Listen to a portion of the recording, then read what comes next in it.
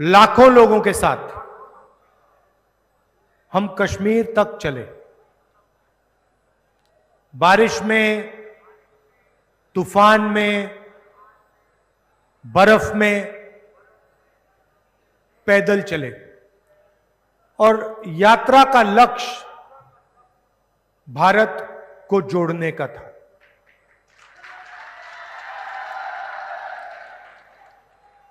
हमें लगा कि बीजेपी देश में नफरत फैला रही है,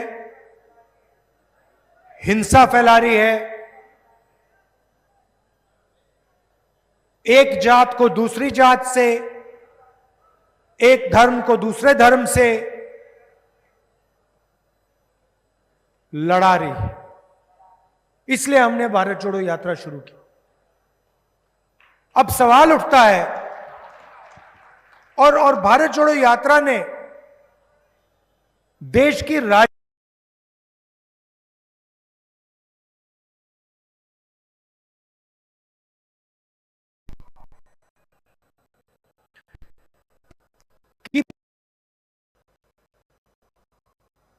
नफरत और हिंसा क्यों फैलाते हैं, इनको क्या फायदा होता है, आज मैं आपको यह समझाने आया हूं।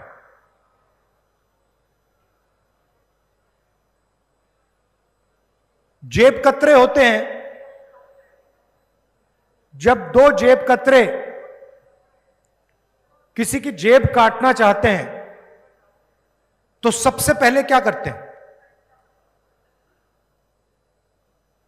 क्या करते हैं? हां, ध्यान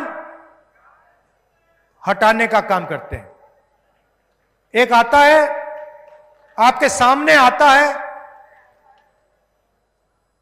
और आपसे कोई ना कोई बातचीत करता है, आपका ध्यान इधर उधर ले जाता है। पीछे से दूसरा आता है, जेब काट लेता है, चला जाता है।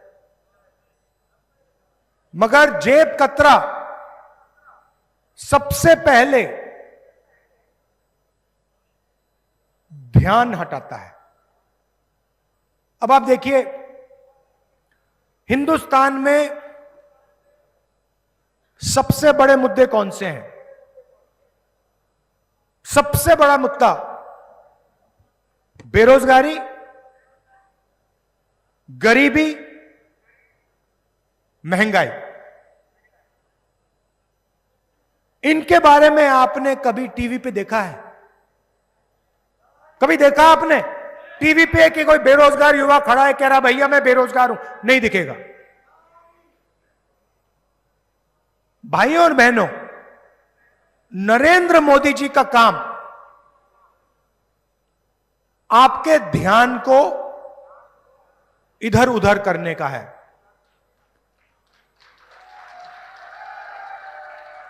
और अदानी का काम आपकी जेब काटने का है। दोनों आते हैं। एक टीवी पे आता है, आपसे कहेगा हिंदू मुस्लिम। कभी क्रिकेट मैच में चला जाएगा, वो अलग बात है कि हरवा दिया। पनौती,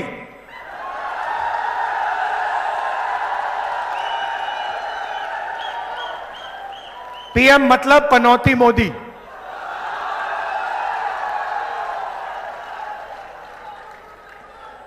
कभी आपको इधर ले जाएगा, कभी उधर ले जाएगा, कभी आगे पीछे, और पूरा का पूरा फायदा 4-5 उद्योगपतियों को देगा। उदाहरण देता हूं आपको। पिछले 9 साल में नरेंद्र मोदी जी ने 14 लाख करोड़ रुपया हिंदुस्तान के सबसे बड़े अरबपतियों का कर्जा माफ किया है। मैं आपसे पूछना चाहता हूं, इन 14 लाख लोगों में, 14 लाख करोड़ रुपए में जो इन्होंने 10-15 लोगों को दिया, इसमें से मुझे बताओ, पिछड़ा कौन है, दलित कौन है, आदिवासी कौन है, किसान कौन है, मजदूर कौन है, छोटा दुकानदार कौन है? कोई नहीं। 14 लाख करोड़ रुपए माफ किए हैं अरबपतियों के, 10-15 लोगों के।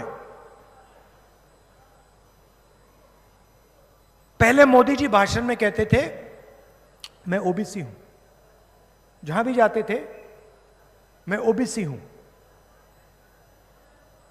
मैंने पार्लियामेंट में जाति जनगणना का सवाल उठाया। मैंने कहा कि देखिए मोदी जी, अगर आप ओबीसी हैं, अगर आप पिछड़ी जात के हैं, तो हिंदुस्तान के पिछड़ों के लिए काम कर लीजिए, उनको उनकी सच्ची आबादी बता दीजिए, ये हैं कितने। पूरा देश जानता है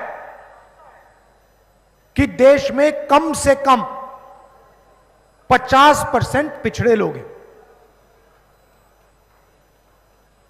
मगर हिंदुस्तान की सरकार इस बात को मानने के लिए तैयार नहीं। जिस दिन मैंने जाति जनगणना की बात की, उस दिन नरेंद्र मोदी जी का नया भाषण आता है। कहते हैं भाइयों और बहनों, देश में कोई जात नहीं, देश में सिर्फ गरीब। अच्छा भाई, तो फिर आप ओबीसी कैसे? अगर देश में सिर्फ एक जात है वो गरीब, तो फिर आप ओबीसी क्यों कर रहे हो? नरेंद्र मोदी ने अपने भाषण इसलिए बदले क्योंकि वो पिछड़ों को उनका सच्चा हक नहीं देना चाहते हैं। दलितों को, आदिवासियों को अपना सच्चा हक नहीं देना चाहते हैं। भाइयों और बहनों, देश को एमपी एमएलए नहीं चलाते। आप किसी भी बच्चे से पूछ लो, 10 साल के बच्चे से पूछ लो, भाई बेटा क्या करना चाहते हो? छोटा बच्चा आपको कहेगा मैं आईएएस में जाना चाहता हूं। सही? सब कहेंगे मैं आईएएस में जाना चाहता हूं। उससे पूछो क्यों? क्योंकि आईएएस अफसर देश को चलाते हैं।